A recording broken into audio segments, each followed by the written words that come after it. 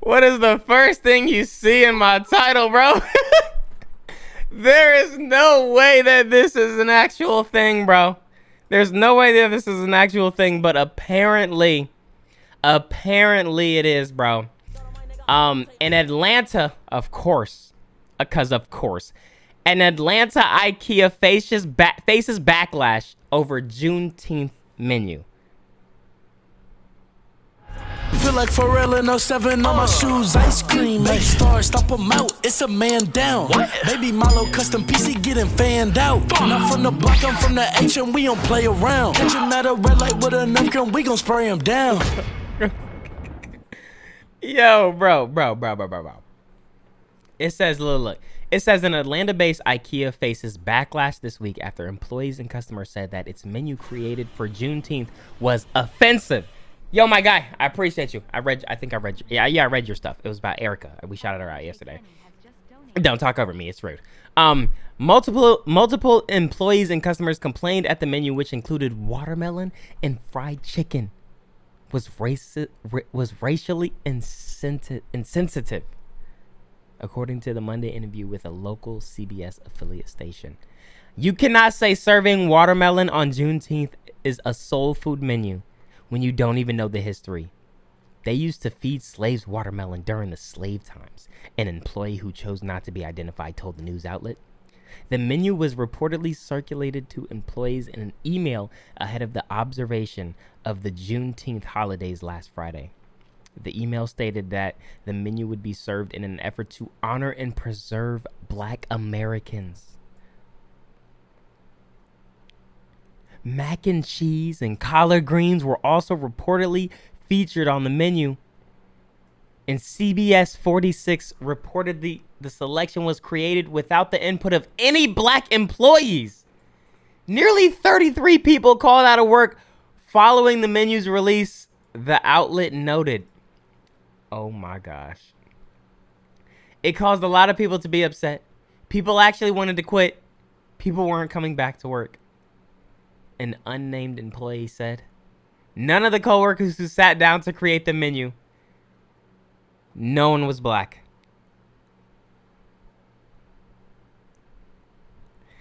I ain't gonna lie, mac and cheese and collard greens and, you know. What's this video? Is this An Atlanta-based IKEA faced backlash this week after employees and customers said that its menu created for Juneteenth was offensive. Multiple employees and customers complained that a menu which included watermelon and fried chicken was racially Why they gotta show the video? insensitive, according to a Monday interview with a local CBS affiliate station. An employee who chose not to be identified told the news outlet, quote, "You cannot say serving watermelon." So this is basically what I just read. Yo, thoughts? Thoughts? So, the fact that none of the people were even Black that put this together should have already been a clear sign that, you know, it should have already been a clear sign that something ain't right about this situation, and there probably should have put more thought into it, bro. Probably should have put a little bit more thought into it. Yeah, and that's another good question. Out of all the places, why IKEA? Don't IKEA sell like furniture? Like, that don't make no sense. Speaking of not making any sense, y'all remember this nigga? Well, the jury reads guilty verdict in his trial.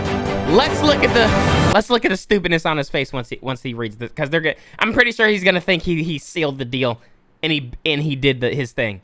So I'm just excited to see how he reacts to this guilty verdict. Okay.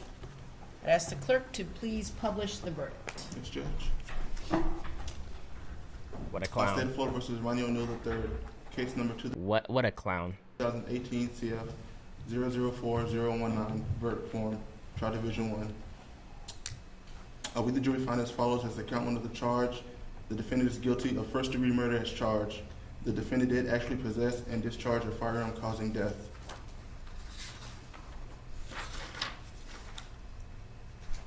See how his head was like, wow. I don't think y'all heard what I said. So let me say it again. No, sir. We heard exactly what you said. That's why we got to this verdict so fast. You're a clown, sir. You're an actual clown, sir. Guilty of first-degree murder, premeditated murder, and felony murder. The defendant carried, displayed, used, threatened to use, or attempted to use a weapon. Just lock We, him the up. jury, find as follows: the count 3 of the charge, the defendant is guilty of attempted first-degree murder as charged. He knew he guilty. He know he guilty. Defendant carried, displayed, used, threatened to use, or attempted to use a weapon. We, the jury, find as follows: the count 4 of the charge, the defendant is guilty of arson of a dwelling as charged. That boy getting locked up.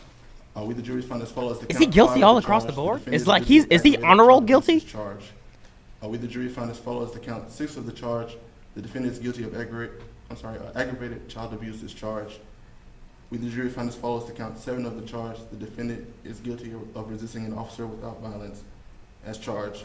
So say we all dated this 21st day of June 2021. All right, very Bozo. good. Thank you, members of the jury. So, Bozo. now that you have found the defendant guilty of first-degree murder, that means we will be going into a penalty phase. However, I'm going to give you guys the day off tomorrow, all right? There's some things we need to do as far as to get ready for that phase of the trial, which will begin Wednesday at 9 a.m.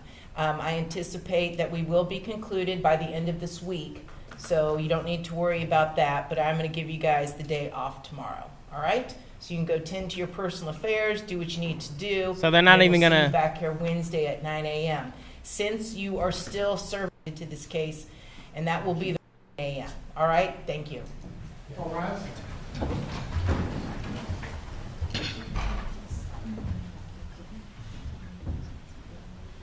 So they didn't do the sentencing? They're not doing the sentencing today? Like, for how long he's going to be in there? See, so Mr. O'Neill, now that you have been found guilty of first-degree murder, we now go into penalty phase. Oh, And shit. as you are aware, it gets no more serious Ooh, for any shit. defendant in any criminal courtroom in this country than what you are facing now. I respect the fact that you chose to represent yourself, and I have to tell you, I think in another lifetime, you would have been an excellent lawyer. I really think that. You speak with great passion. I understood exactly. The dude's literally flattered. He's like, is he really flattered by this, bruh? Dude is super, like, is she being sarcastic? She's joking, right? She's got to be trolling. The points you were making. I knew what you were attempting to get across in your opening statement, your cross-examination of the state witnesses, the direct examination of your witnesses, and your closing argument. Ultimately, your arguments were not persuasive to the jury, but nonetheless, I was able to follow exactly what you were trying to accomplish. However, as we move into penalty phase, He looks proud of himself, bruh. Doesn't he? Like, the way that his face, like, yeah, how he's... I'm really going to strongly encourage you to consider allowing counsel to now step in and represent you. This is a much more specialized and rare area of the law that very few practitioners really practice in, as far as truly understanding the aggravating factors the state has to establish. And now you would have a burden of proof with regards to the mitigators, whether they're statutory or non-statutory. You've got to come up with proof by greater weight of the evidence that the mitigators actually apply. And you would have to come up with not just applicable statutory mitigators, but any applicable non-statutory mitigators. And I'm quite confident that This is really nonchalant of him. Like, he just got guilty all across. But, like, he's still, like...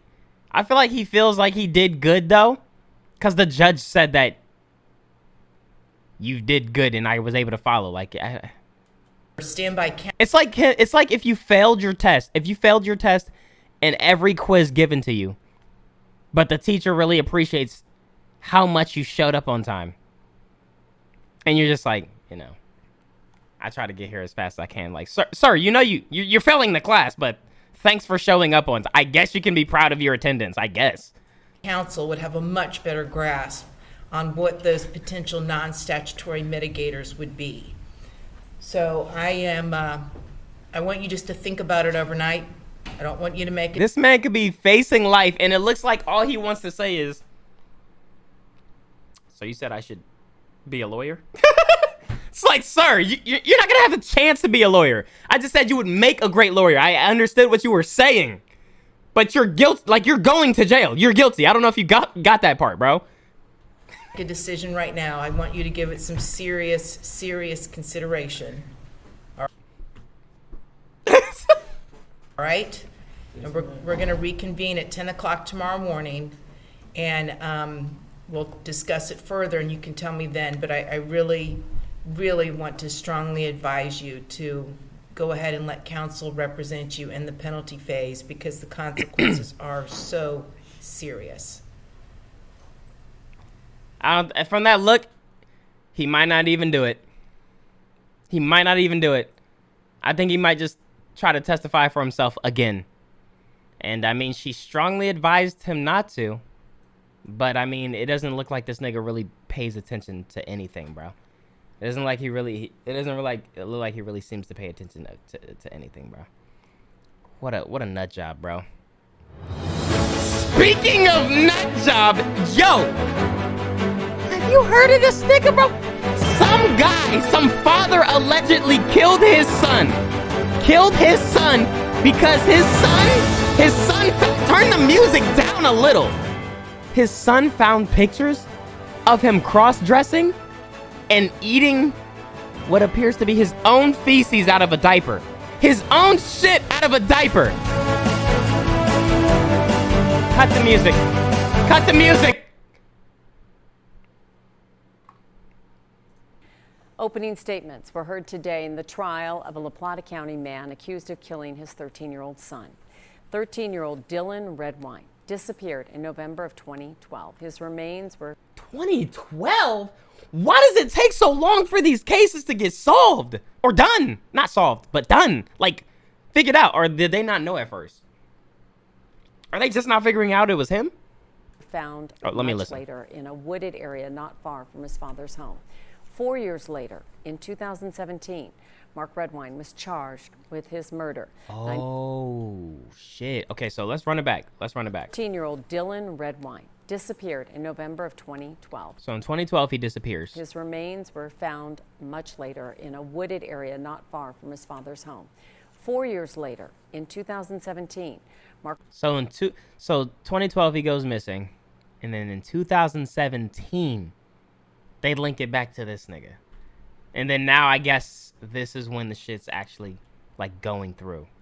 Redwine was charged with his murder.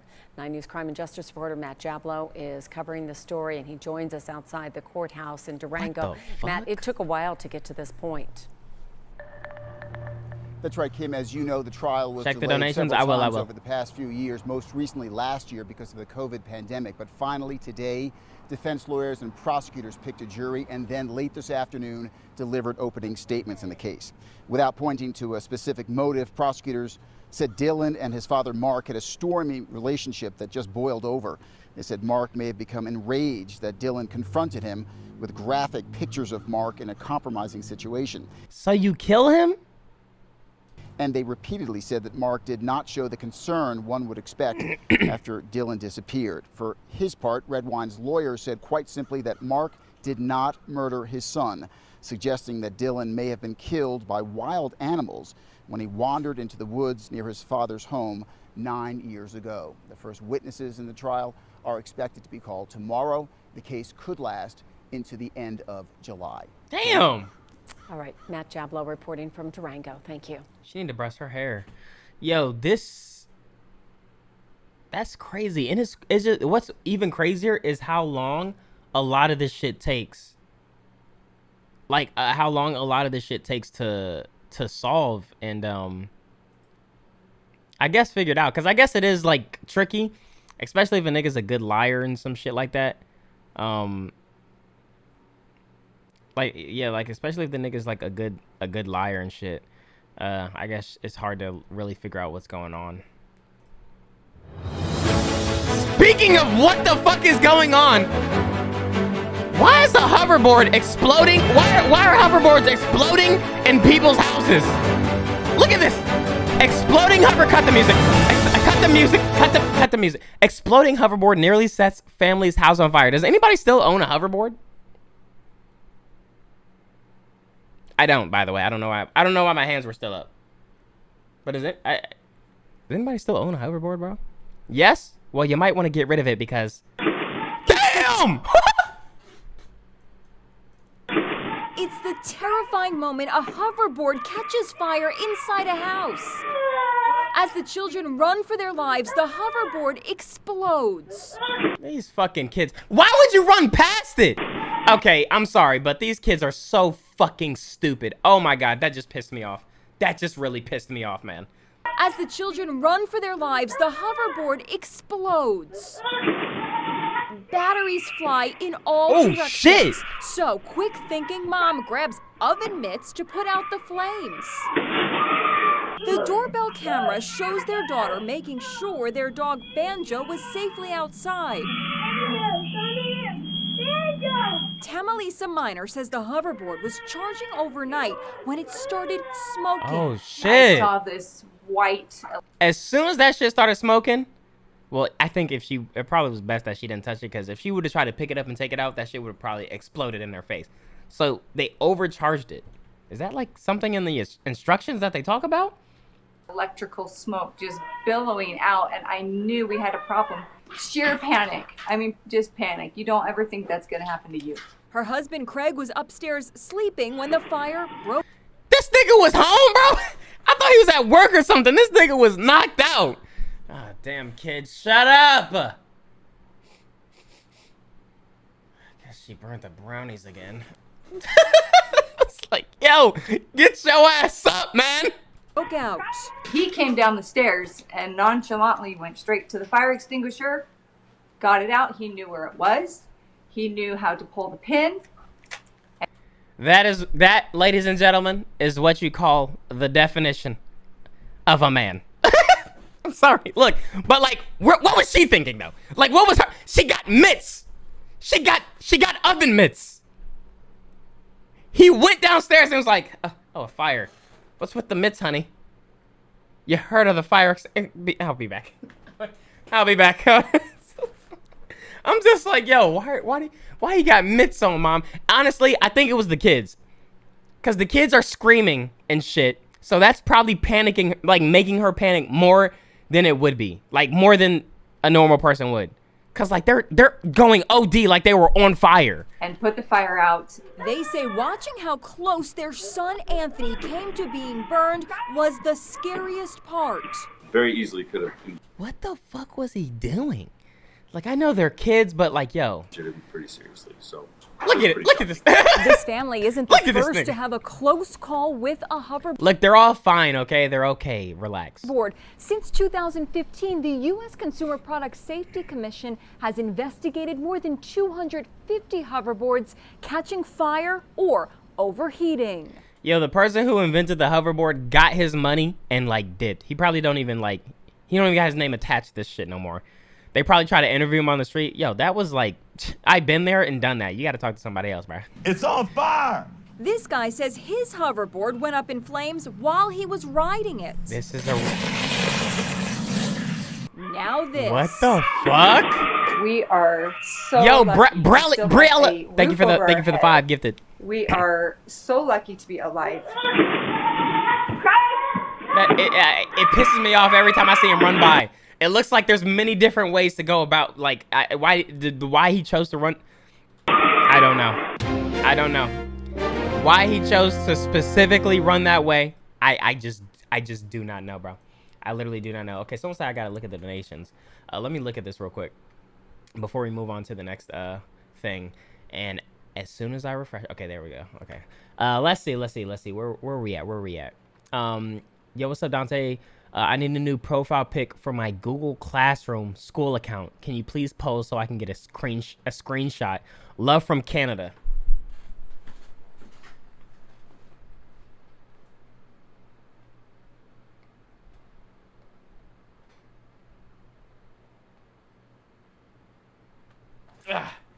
Okay. Should be a good one. Next one. Yo, Scum with the 10 said, that had to be the best B-Day song I ever had. My name is David. Sorry, bro. It was David. Fuck. My bad. Don Quam with the 10 said, Ayo. Link that beat you freestyled on Happy Birthday over. I think I already exited out of it, man. I just clicked something. Bryce with the $1 said, last week I asked you to tell my mom to let me play football, and you said for her not to let me. Then she signed me up for band camp. She signed you up for band camp. I mean, bro, you can't get hurt in band camp though. And I heard and from what I've seen in movies, the girls in band camp or like band and shit, they freaky. So you might can go crazy. Jay Mendez with the 5 said, hey Dante, love your content, bro. I've been watching your vids on YouTube for about 6 months now, and I finally decided to make the switch. Keep doing what you do with making us smile, man. Hey, thank you for making the switch, bro. Welcome. It's just Aiden. What's that? It's just Jordan. That's the song, right? It's just Jordan. But it's Aiden. L murder, dad, lawyer, human, hair, just a whole walking L. I feel you, bro. Jay Mendez with the 5 said, hey Dante, love your content, bro. I've been watching your vids. I just read that one. Lulias with the 5 said, tell me why he looked like Shideso Bob. Shake my head, big fat L. And Saber with the 5 said, of course the woman had a kitchen. Okay, here we go, man. Let's not be sexist, okay? Yes, she had on something that like is in the kitchen, but isn't the fire hydrant or not the fire hydrant, but the fire extinguisher? Don't you keep that in the kitchen too? Like under the kitchen sink to put it out in case there's a fire, bro? Right? Like, so why did she go for the mittens? But look, they're all fine, okay? They're all fine, and I'm sure they're chilling with their children. Hopefully they didn't bring their children, but maybe they went on a vacation or something like that, bro. Speaking of vacation, yo, they got cars to drive on water like a jet ski. Like, bro, hold on, cut the music. Yo, when I was in Jamaica, they had like bikes that you can ride, and they call it trikes. They have bikes. What are you saying? Wink, what? They have bikes that you can ride in the water in Jamaica, and they call it a trike. Now they have cars that you can ride on the water. What do they call that? What would they call that? You never heard of y'all? Hold on, let me show y'all. I'm gonna show y'all the trikes. Cause I was surprised at how many people never heard of this.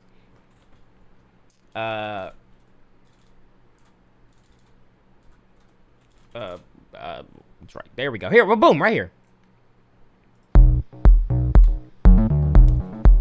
Yeah. Show it on the water. Right here. Yeah! We was whipping that hoe, bruh! Me and Danielle was whipping that hoe. It's so fun. Yo! It's so exhausting, though. It's literally so exhausting. It's the worst. It's fun, but dog, that shit ain't it, man. Like, I ain't gonna lie. The dude told us not to go too far. And when we get to a certain point, we got to turn. We got to the point where we were supposed to turn, and we just sat there. We were not. It was just, bro.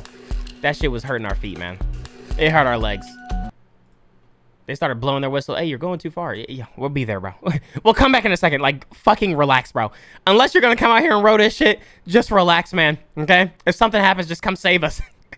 We're trusting you to just come save us in case we start drifting out too far. But, bro, my feet are on fire, man. But look at this. This looks lit. When most friends get together, they hang out, grab a drink, play games. I gotta try this. These friends build cars that drive on water. 29-year-old Kareem Amin says he designed and built this aquatic vehicle with two of his closest friends.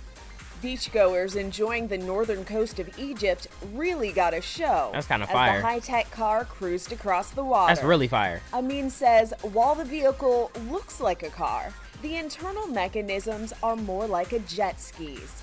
It can hit a top speed of 70 kilometers per hour and has Bluetooth surround sound speakers to blast your favorite summer tune. What? For safety, there is a GPS tracking system on board. That's hard, bro. The three friends have produced 12 vehicles so far and say the orders are starting to roll in. But here's the big question. How much is it? Depending on the specs, the cars can cost anywhere between $19,000 and $44,800. So literally a car. This amphibian car gives a whole new meaning to a summer spent on the water. For Inside Edition Digital, I'm TC Newman. That shit is lit. So it literally just costs the price of an actual car. Yo, if he can like, he should take it to Shark Tank, bro. He should take. I don't know how he would showcase that on Shark Tank, but bro, you get them to to supply the shit, and then boom, you're making money, bro. You're making money, bro. Okay, y'all. That wraps up the news.